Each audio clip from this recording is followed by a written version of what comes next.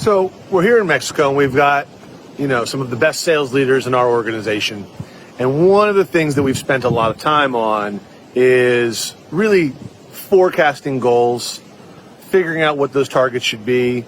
And it's a difficult exercise. And I think we all struggle with this a little bit because we're usually thinking a couple different ways. And so I want to share some best practices on forecasting and then how to drive towards those goals, okay? So the first thing that I've really learned over the years from mostly setting some goals that we didn't hit was I need to think of it in 3 categories, okay? So I come up with best case scenario. If everything goes great, everything goes well, what could we possibly reach? I don't want to cap myself. I want to dream. I want to let that out as big as possible. And I want to imagine what everything breaking our way could do, okay? The other one is the opposite.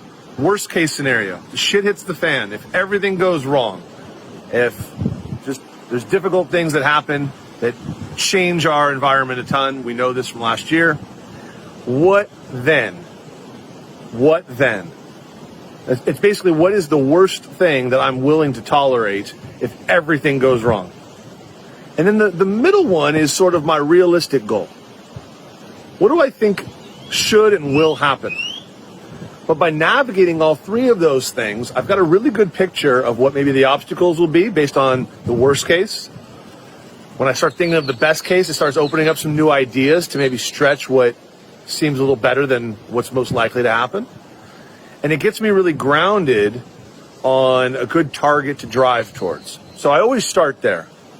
The second thing that I always do is I have my team come up with their goals. And I have my team come up with where they think we should be. I find that if I do it first, I'm going to get a lot of yeses and a lot of sure, that makes sense, let's go with it. But if I have them do some pre-work before we talk through our goals, they bring some killer ideas and they're unfiltered. So then with those ideas, I can make additions to the plan. I can make subtractions to the plan. I can revise the goals. The other part, obviously, what that does is they're bought into the goal. I'm not dictating to them what we need to hit. I'm including them. And this is a huge difference between the sales managers out there and a much more effective sales leader. They work with the team. They bring them in. They want their ideas. They share that. Now, that's all great. Then the final step is, hey, what are those action items? What are those big things that we need to focus on to make that happen?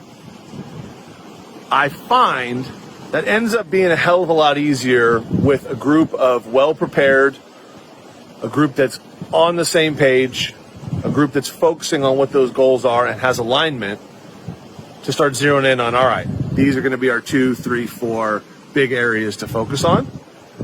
And then we're all on the same page with the mission. We know what we want to do. Everyone's been involved. They're part of it. They have ownership of it. And then let's just go execute.